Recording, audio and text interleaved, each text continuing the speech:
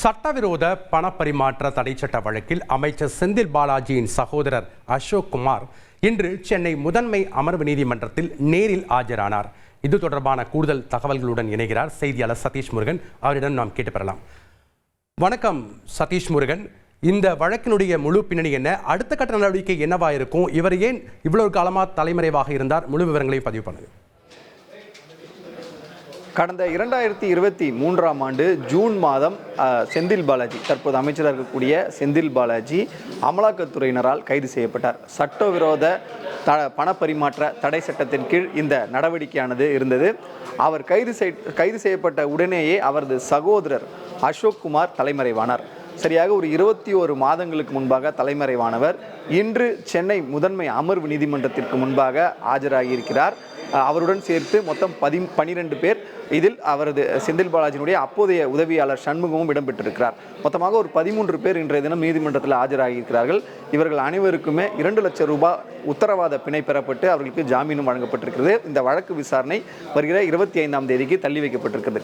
இந்த சூழ்நிலையில் அரசு வேலை வாங்கி தருவதாக மோசடி செய்ததாக 2011-15ஆம் ஆண்டு காலகட்டத்தில் தற்போது அதிமுக காலத்தில் அமைச்சராக இருந்த செந்தில் பாலாஜி பணம் பெற்று மோசடி செய்ததாக வந்த வழக்கினுடைய நீட்சி தான் தற்போது நடந்து கொண்டிருக்கிறது. அப்பொழுது நடைபெற்ற அந்த பல்வேறு கட்ட பணிகளின் பொழுது அசோக் குமார் ஒரு முக்கிய பங்காற்றினார் அமைச்சர் செந்தில் பாலாஜிக்கு என்பது தெரிய வந்தது. குறிப்பாக இது தொடர்பாக அமலாக்கத்துறையினர் பல்வேறு இடங்களில் சோதனை நடத்தினர். சென்னை, கோயம்புத்தூர், கரூர் உள்ளிட்ட பல்வேறு இடங்களில் நடைபெற்ற சோதனையில் அதிக அளவில் இந்த அசையா சொத்துக்கள் அவரது தம்பி அசோக் குமார் பெயரில் இருந்ததும், அசோக் குமார் தனியாக அவரது பெயரில் பல்வேறு நிறுவனங்கள் நடத்தி வரும் சூழ்நிலையில் செந்தில் பாலாஜியினுடைய இந்த பணத்தை பரிமாற்றம் செய்வதற்கு, அதாவது சட்டவிரோத பண பரிமாற்றம் செய்வதற்கு அசோக் குமார் உதவியதாக அப்போதைய தகவல்கள் வெளியாகின.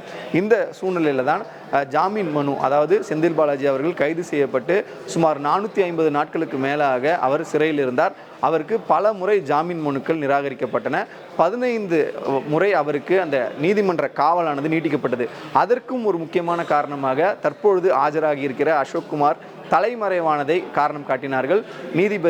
நீதிமன்றத்தில் உங்களுடைய உடன் பிறந்த சகோதரர் அசோக் குமார் தொடர்ந்து தலைமறைவாக இருப்பதனால் உங்களுக்கு ஜாமீன் வழங்குவதற்கு மறுப்பு தெரிவிப்பதாகவும் கூட ஒரு முறை அவருக்கு தெரிவித்திருந்தனர். இதுபோன்று அசோக் குமாரை சுற்றி இருக்கக்கூடிய இந்த மர்மங்களானது இன்னும் வெளிநாடுகள் வரை செல்ல இருக்கிறது. குறிப்பாக அசோக் குமார் லண்டனில் தலைமறைவாக இருந்தார் என்கிற தகவல்களும் அப்போது வெளியாகின. அதே போன்று பல மாநிலங்களில் அவர் தலைமறைவாக இருப்பதாகவும் தெரிய வந்த நிலையில் இந்த வழக்கு தற்பொழுது அடுத்த கட்டமாக நகர்ந்து கொடுக்கக்கூடிய சூழ்நிலை.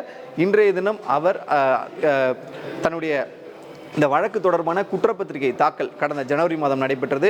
கூடுதல் குற்றப்பத்திரிகை தாக்கலின் பொழுதுதான் செந்தில் பாலாஜியினுடைய சகோதரர் அசோக் குமாரின் பெயரும் அதில் இடம்பெற்றிருந்தது. அவருடன் அப்போது பணியாற்றிய உதவியாளர் சண்முகம் பெயருடன் இடம்பெற்றிருந்தது.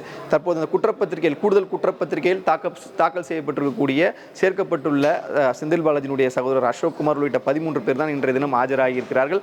இதுதான் இன்றைய தினம் நடைபெற்றிருக்கிறது. இந்த வழக்கு விசாரணையில் போது, இன்றைய தினம் நடைபெற்ற அந்த வழக்கு விசாரணையின் போது 5000 பக்கங்கள் கொண்ட ஆவணங்கள், இந்த வழக்கு தொடர்பான ஆவணங்கள் வழக்கில் தொடர்புடையவர்களுக்கு வழங்க வேண்டும் என அமலாக்கத்துறை தரப்பில் கேட்டபொழுது அதை மின்னணு வழியாக, அதாவது சிடி அல்லது பென்ட்ரைவ் வழியாக அளிக்கிறோம் என்று தெரிவித்த பொழுது முழுவதையும் எங்களுக்கு பிசிக்கல் டாக்குமெண்ட் என்று சொல்லக்கூடிய காகித ஆவணங்களாகவே கொடுத்துவிட வேண்டும் என ஆஜரானவர்கள் தரப்பில் தெரிவிக்கப்பட்டது.